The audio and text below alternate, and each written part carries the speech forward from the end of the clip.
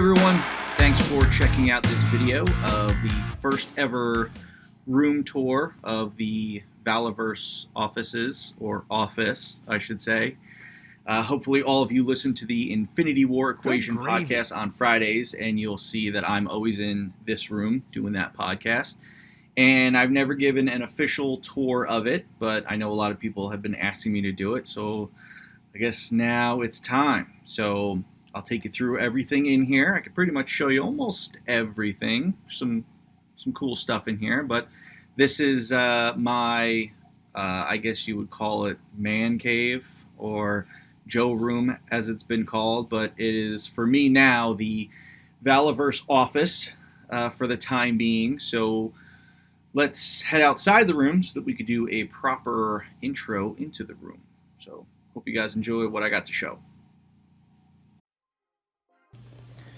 So here we are at the entrance to the Valaverse office / G.I. Joe room. Now before we get in, let's take a little trip to Middle Earth. As you can see, right at the beginning of the entrance, you have some of my Lord of the Rings favorite pieces. I'm a huge Lord of the Rings fan. I have some of Aragorn's swords.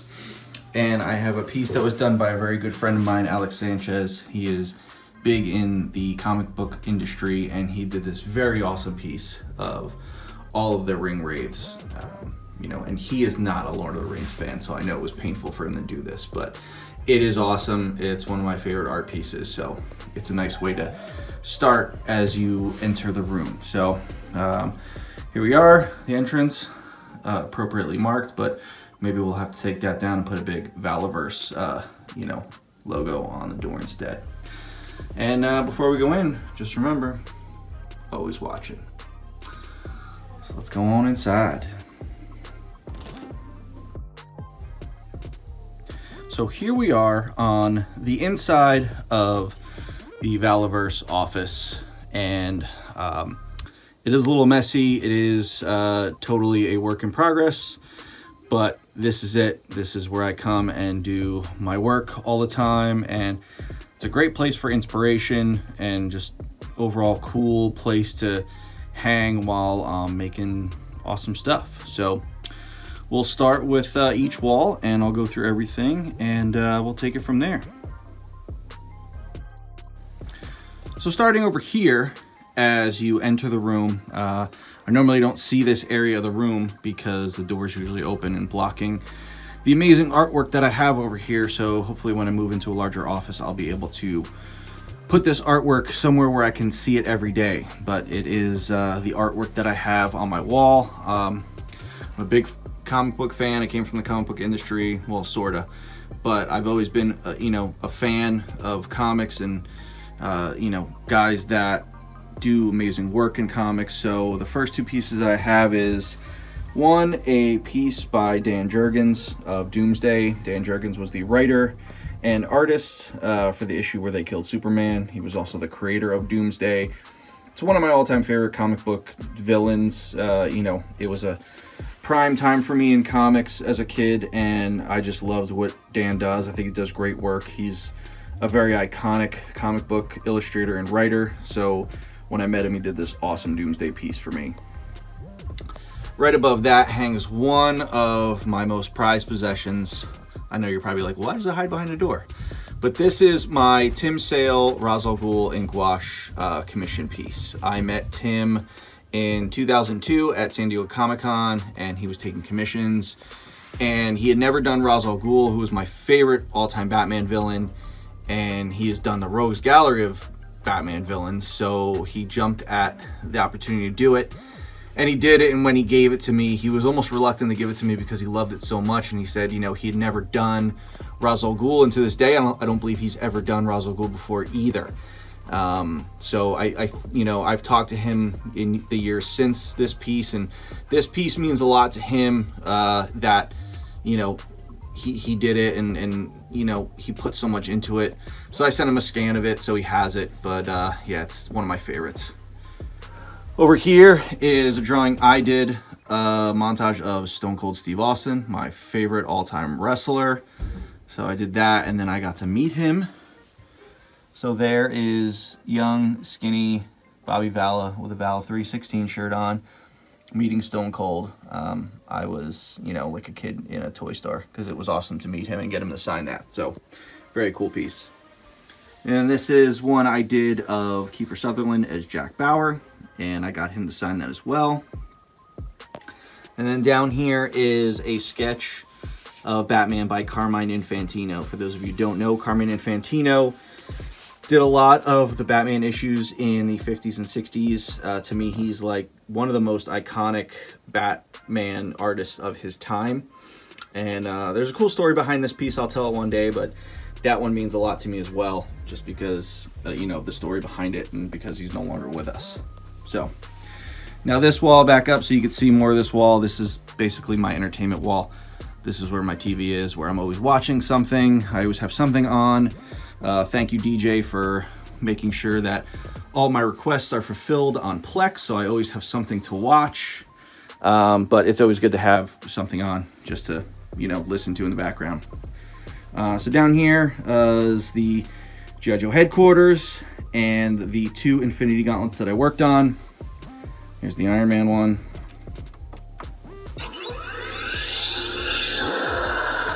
And the classic Thanos one. Very cool items to have worked on. I believe Kevin Feige even said that the Infinity Gauntlet was the best toy item that Hasbro's ever done. So that's very meaningful to have worked on that. Zartan and Flint. My Terradrome with a bunch of G.I. Joe busts. And then over here is the first of many Steel Brigade items. These are photocopies of Ron Rudat's original input drawings for the Steel Brigade head and patch, and then one of his early designs for the logo. Over here is a favorite piece of mine. This is a custom painting by Doug Hart. Doug Hart was responsible for a lot of the package artwork for G.I. Joe in the late 80s and early 90s. And when I met him, you know, we talked about doing this commission piece of me as a Steel Brigade trooper. So he crushed it. It's very cool, but also weird at the same time to see me as a Steel Brigade trooper, but it's something that I definitely love.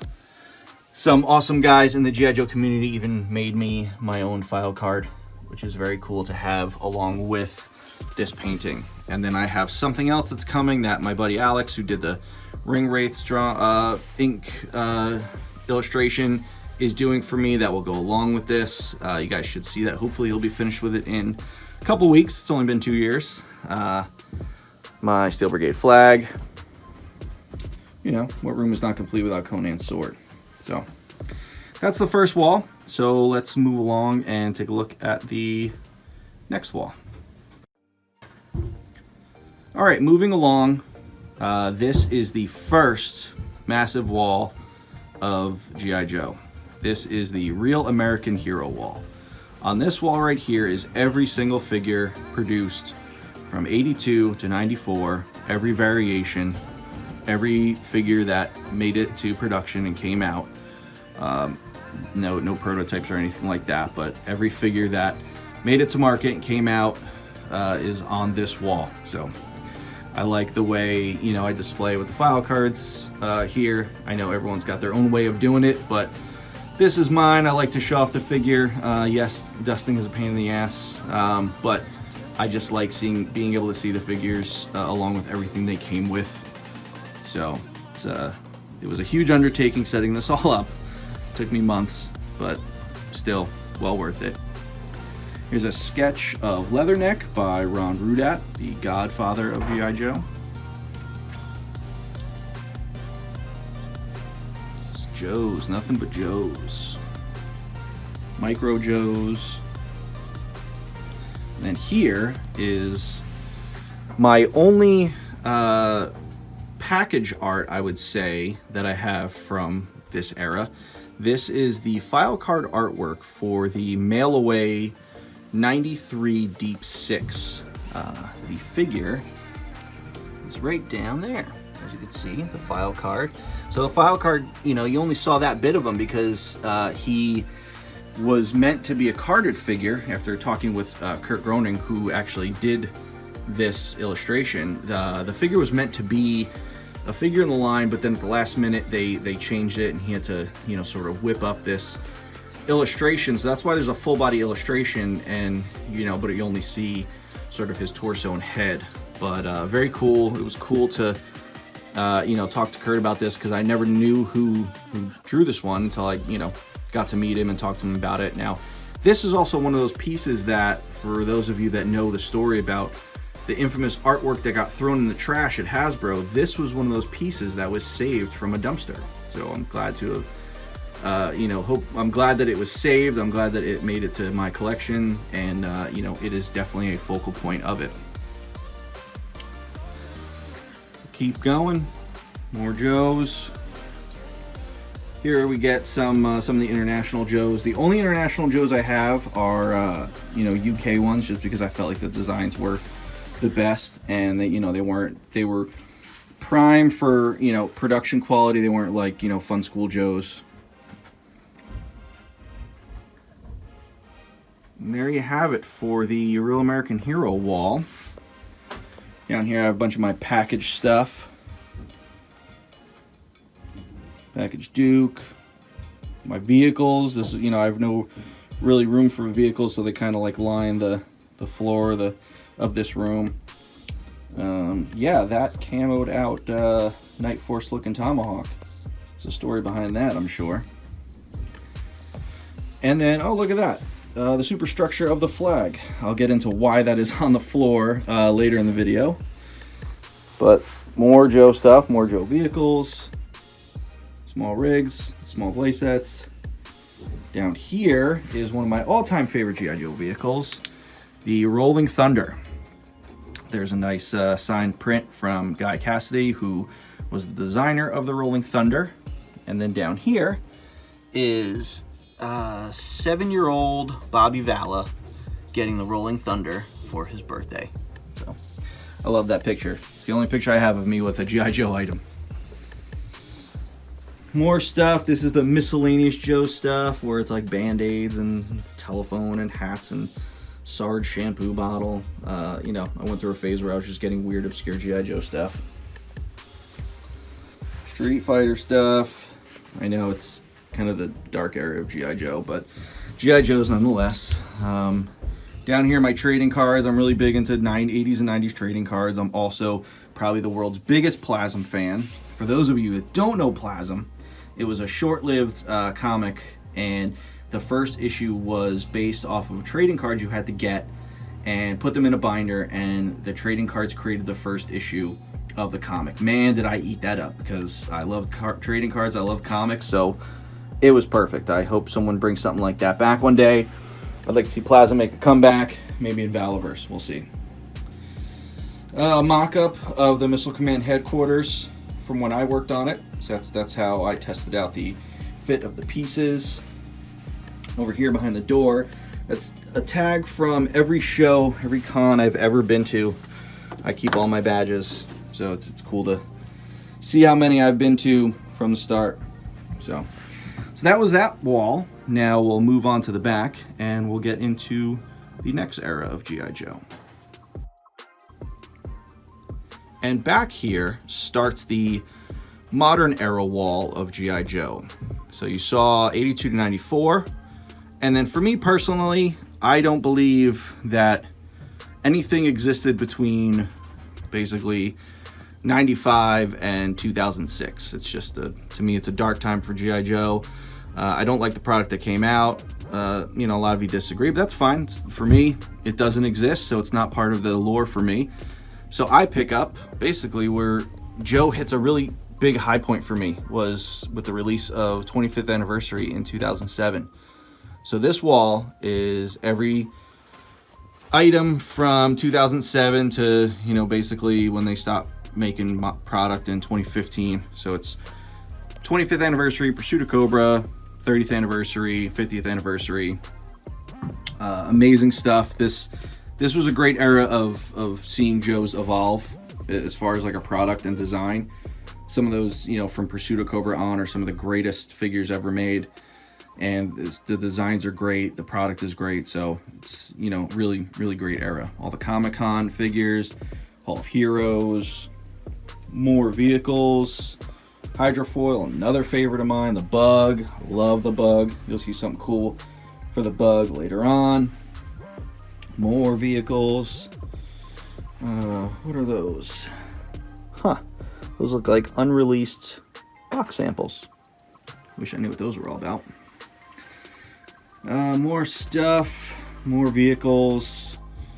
I love APC, so I have every version of the APC. You know, one day I'll have room to display more of the vehicles, but as of right now, they just kind of fall on the floor. So that's that wall, and we'll pick up at the Steel Brigade wall. So many of you already know this, but I'm like the world's biggest Steel Brigade fan. You know, I do have it in the Action Force line, but to me, Steel Brigade, my all-time favorite Joe. And this is most of my collection of Steel Brigade figures. I think I'm well over 100 now. I'm at like 120 something. 75, 80 file cards, over 50 patches. So it's a pretty crazy collection. And the wall started out as like 2 shelves, and you know, I have them lined up as every version, you know, A through D. Then, you know, Gold Head and some UK Canada ones. Down here I have paint variant ones. I have the unreleased Tiger Force one, the test shot, and the production sample, Create Cobra. But as I bought more and more Steel Brigades, it you know, it started to take over and, you know, goes down the wall, and I'll get into that in a second. But I've ran out of space, so now I need to, you know, redo this. But here's some more stuff. I have, you know, mailer boxes. The original figure and the file card is in there for that figure. Graded ones. Action Force Special Corps, because they weren't called Steel Brigade. Over there in Europe, they were called Special Corps. A Canada mailer box. Some custom boxes for a Gold Head. And a regular version. I have my parts graveyard so I can make more. I got the hat from the fan club. Over here, some more customs down here, which are very cool. I have all the Tonka trucks. So anything Steel Brigade I have. And then I always find custom Steel Brigade stuff to make. So in this box, let's see what's in here. Probably something pretty cool if it has Steel Brigade on the top of it. This is my custom Rock Island Armory 1911 Steel Brigade pistol. So this is an actual firearm. It's never been shot. I've never shot this. This is my showpiece, but a local guy here in Rhode Island does Cerakoting and laser printing, and I had him laser etch the grips to be this, you know, Steel Brigade patch logo. Judge on the side. The pistol is decked out in Steel Brigade colors. So very cool piece. And then this is the patch from my Steel Brigade that I mailed away for as a kid. Unfortunately, I don't have the figure anymore because I was a terrible kid at collecting stuff, but the patches survived, so I thought what better place to be protected than with the 1911. So got some wood grips with the logo on it, but I like the OD green with the laser etched grips better. So that is my custom Steel Brigade pistol. So that's how deep my Steel Brigade love goes. And then, so as you can see, the room is still, you know, work in progress. This wall here used to be all of the club figures. This was every club figure. Started over there, ran every shelf. But as you can see, half of them have been taken down because my Steel Brigade collection just kept growing and growing and growing. So I just needed a place to put them, so I started clearing off shelves, because eventually I was going to make this whole wall Steel Brigade and, you know, figure out a place to put the club stuff. But, you know, real estate's running thin. But, you know, more Steel Brigades. I found a great guy on Facebook who does these awesome 3D printed stands, and I got him to make custom Steel Brigade ones you know, because I keep track of the ones that I know the name, and I have the file card. So there's Afterburner. That's the original Afterburner figure, and I have his file card, and it's the patch. So got these from original owners, so I'm able to track it and keep the figure with its stuff. So I'm able to track the history of it. When I don't, they don't have a name. They're missing some stuff, but cool stands. Got them for Gold Head. I eventually want to do every single Steel Brigade figure on one of these stands, so that's going to take up a lot of room. But more Steel Brigades, more file cards, bunch of bagged ones up there, more that I bought, you know, so it just doesn't end for Steel Brigade. But that's the Steel Brigade wall, and as you can see, it's a work in progress. So we'll move down here, and I'll get to some cool stuff in my DTOF cases. It's probably some pretty rare stuff in here. So this first case, I won't show you all three because that wouldn't be fun to give you everything, but this is some cool prototype, really rare stuff that I have in here. Sorry for the glare of the light, let me block it here. So coming into this case, there's a Pimp Daddy Destro, the elusive Pimp Daddy Destro. That is a sealed mail-away Cobra Commander. It's sealed. I do not know which version is in there. It could be a Mickey Mouse, could be regular, who knows. Back there is a production sample of Breaker, who never came on a vehicle red card like that. And no, that is not the file card. That is actually a brown back vehicle card. That's how they came when they tested production samples, pre-production samples. They came on a big sheet, perforated sheet. So that's one of them. That's the Paintmaster for the micro figure of Gung Ho. That's the head sculpt, the wax head for the 93 Mutt. That's a test shot of the Dino that came with the Dino pack, 94, bad time for Joe. I got some transparencies there, Terradrome and the Night Raven. Test shot of, shoot, what figure is that? Battle Force 2000, who cares if I don't remember the name? It's Battle Force 2000.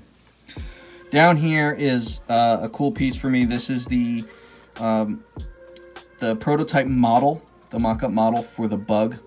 So very, very cool piece. It's almost complete. You know, a lot of these things don't really survive all intact, so it's about 90% there, which is cool to have. Down here, got some unreleased stuff, some rare stuff. There's the recalled Roadblock. We got the Fun School Superhero, Fun School Blue Snake Eyes. There's the BJ Green and Gold Snake Eyes. This M. Bison is a Paintmaster prototype that actually I put up on social media that I got. I bought it on eBay from someone thinking it was just a production figure, but it is not. It is a legitimate Paintmaster prototype resin, and I was able to track it to the Toy Fair catalog from that year. So that's the figure from the Toy Fair catalog. So kind of crazy. You know, I wish, you know, you knew like how these things ended up where they ended up, and now they ended up here. So crazy story. This is a test sample of how they were going to make the Mortal Kombat Goro figure. So that was done as a mock-up model. Down here we got some Action Star, G.I. Joe cereal, Starduster down here. And then I'll glaze over them very quickly, but you know, I'll leave something for next time. These two cases are, prototypes that never came out. Okay, we'll skip over those. But up here, some more cool pieces. The Sears Missile Command Headquarters. This is one that I purchased from the original owner. He got it on Christmas, set it up, took it apart. It was in an attic for 35 years and sold it to me. Then I set it up. So this is only the second time it's been set up ever, which is very cool. I like stories like that to hear when you buy something from an original owner. It's cool to know that, you know, this was, you know, didn't go through too many people. So it went from one guy to me, and that's it. And then my all-time favorite item that I did while I was at Hasbro, the San Diego Comic-Con Missile Command Headquarters re-release. So I like putting them next to each other because you think they're both the same, but they're not, which is cool. The team did an amazing job on this item with the packaging, and it was just an all-around, just amazing item. So fun to work on. Daryl's. idea, you know, and I'm glad that I got to work on it. Oh, I know that guy. All right, so that's that wall. So let's see what else we got. So now let's get into my workspace where I create Action Force and work on it every day and, you know, spend the majority of my time. So first we'll start off with the Valaverse mascot, Van Zan. He's a little shy, not very, you know, social, but he's my bud. We hang out. Got a pretty cool tank. I dig him. Cool guy. Got my Defiant, my complete Defiant. A lot of my vehicles came from a really good friend of mine. They were his childhood vehicles that have been in his attic, and I sort of, you know, rescued them and, you know, completed them. Any pieces that were missing, he never put decals on them, so I had to buy all, you know, repro decals. But, you know, clean them up, set them all up, new decals. So it's cool for him to come over and see this stuff that he had when he was a kid. And, you know, see it all cleaned up and brand new, because the last time you saw it in this condition was probably when he opened it when he was a kid. All right, now going to the desk. You guys have heard me talk about it on the Infinity Equation podcasts on Fridays. Hopefully you all listen. If you don't listen, it's a great show. Four of us have a great time. But I talk about these skulls, these art skulls that I get from a company called Jack of the Dust. A guy out in Australia does these amazing skulls, and he, you know, basically creates pieces of artwork with, you know, skull theme to them. So my first one ever was this Darth Maul skull, and I loved it so much that it just snowballed from there. And they're, you know, they're very hard to get because he sells out of them so quickly, and, you know, you got to be really quick and on a mailing list to get notified of when they come out. And he always has these scratch and dent sales, so I try to buy a bunch when they come out. And then you know, the Beehive skull was one that I really wanted, and I got that pre-order. I jumped all over that when that came out. This Destructive Thoughts skull, it's very cool. It's clear resin, the brain inside. That is the Amphibia. That calls that one Cold-Blooded, so it's cool. To me, it looks like Killer Croc, which I like. This is the Telltale Heart. I really like that one a lot. He just has a cool style, and he comes up with these cool ideas. Like, who would have thought to make a heart out of a skull? It's just very cool. So I've got some more of those as we get around the desk, but I love those. And one day I'm gonna have those littered around my entire office because they're just awesome. My nameplate from Hasbro, you get that when you get hired there, and it's sort of like kind of like one of those rite of passage sort of things. You know, you made it when you get one of those. So that meant a lot to me to get that, because I knew that I had made it. So even though it is from Hasbro, it does mean a lot to me as far as, you know, as far as my career goes. It's my Deadpool $300 million $20 bill. I've told that story a lot about that dumb marketing VP who doesn't know his own brand, and that's why I have that $20 bill. If you want to know the story, just ask. That Hell with Mattel pin is, you know, it has nothing to do with hating Mattel or anything like that. It's a piece of toy history to me. I first heard about it when I read the book Toy Wars, and it's about when Hasbro in the 90s almost went bankrupt and Mattel almost bought them. And the people, you know, at Hasbro had heard about the rumors of Mattel purchasing them, so they made these pins up and wore them around the office because they didn't want Mattel to buy them out, and they were loyal. So to me, it's just cool to see this. And, you know, I remember there was an older gentleman who worked at Hasbro, sat in the office kind of behind me, and I remember asking him about, like, oh, you know, was this, you know, tell me about this story, was that true? And he goes, oh yeah, I think I still have my pin somewhere. And like the next day I come in and this was sitting on my desk, and he had given me his pin, which means a lot to me. Because like I said, to me, this is a piece of toy history, you know, from that era. So very cool piece. Another cool piece is a Toy of the Year award. That is what was won for Dancing Group that I worked on for Guardians of the Galaxy 2. So team did a great job on that item. That item means a lot to me. This award means a lot to me. You know, so self-explanatory. So getting around to the other side of the desk where the magic happens. Oh, look, my kiddos. So this is where I do all my work. My Cintiq, can't live without it. So when you guys see me on the podcast, you're always like, why is Bobby drawing? It's because I'm using my pen, because I don't use a mouse, and I'm always, basically drawing on the screen here. So for those of you who don't know what a Cintiq is, it's basically like this is a drawing table, and this is how I do all my work. I use my pen, and I can basically just, move around like a mouse. But love this piece of machinery. Can't live without it. Oh, look at that. The Infinity Equation Podcast. Make sure you listen every Friday, 8 o'clock. We have a good time. Dante goes crazy. I thought I was the one that got heated. He goes nuts. It's really funny. So yeah, so this is where I created Action Force and worked on all of it. So, fun times. Ooh, look at that. 5 Feet of Fury. Alright, so I talked about those skulls before. Here are some more. This is my most recent skull. This is the Venom skull. I had my eye on this one for a long time, and finally got my hands on it. So, very, very cool design. This one, probably my all-time favorite. This is the snail skull. It's just so cool because he made it, it looks slick, like it's slimy, like a snail. It's just, his work is just amazing. And then the hermit crab skull. So some more of them. The not the last of them, because I'm gonna be getting more. Action Force Mission Files issue 1 on sale now. Go get your issue.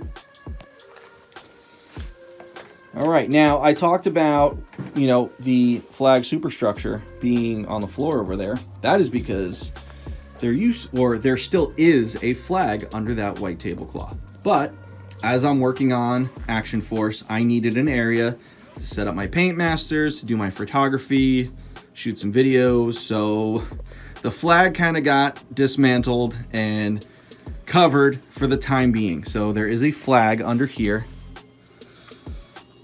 Got some whales under there. But I made the custom hull underneath, propped it up so it houses some more vehicles, but that is the flag under here.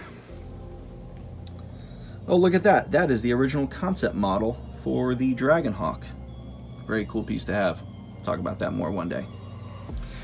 But up here is all of my Action Force Paint Masters. My Steel Brigade helmet, 1-to-1.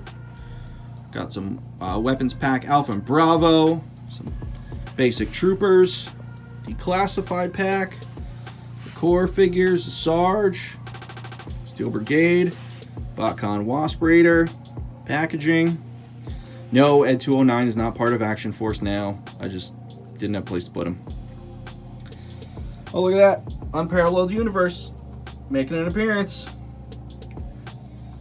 And then the old models from the original Kickstarter. So, yeah. So one day the flag will come out to play again, but for now, it's just doing what it's got to do, holding Action Force. So that's that. All right, everyone. That's it for the tour of the Valaverse office / my Joe room / awesome place. But hope you enjoyed it. Hope you guys saw some cool stuff. If you got any questions about things, just shoot me a message, shoot a comment below. But yeah, hope you guys enjoyed it. Again, Infinity Equation Podcast every Friday, 8 p.m. Tune in. We have a great time. Get your Action Force figures, get your Action Force comics, and yeah. So next room tour I do will hopefully be from the official Valaverse offices. Till then, see you later.